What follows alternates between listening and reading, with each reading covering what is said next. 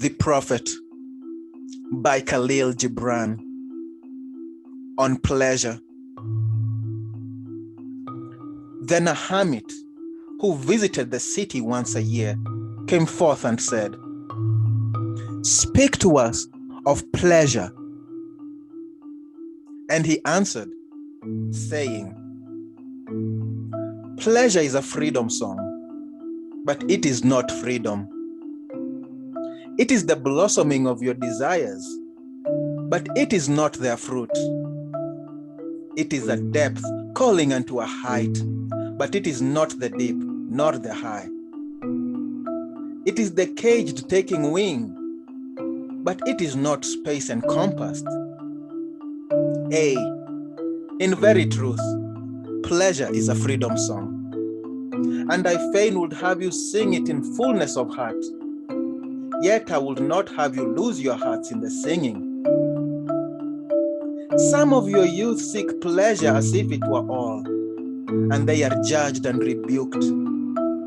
I will not judge nor rebuke them. I will have them seek. For they shall find pleasure, but not her alone. 7 are her sisters, and the least of them is more beautiful than pleasure. Have you not heard of the man who was digging in the earth for roots and found a treasure? And some of your elders remember pleasures with regret, like wrongs committed in drunkenness.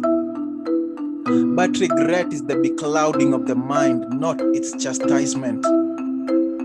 They should remember their pleasures with gratitude, as they would the harvest of a summer.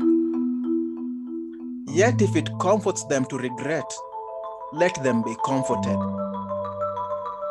And there are among you those who are neither young to seek nor old to remember. And in their fear of seeking and remembering, they shun all pleasures, lest they neglect the Spirit or offend against it. But even in their foregoing is their pleasure. And thus they too find a treasure, though they dig for roots with quivering hands. But tell me, who is he that can offend the Spirit? Shall the nightingale offend the stillness of the night, or the firefly the stars? And shall your flame or your smoke burden the wind? Think you the Spirit is a still pool which you can trouble with a staff? Oftentimes, in denying yourself pleasure, you do but store the desire in the recesses of your being.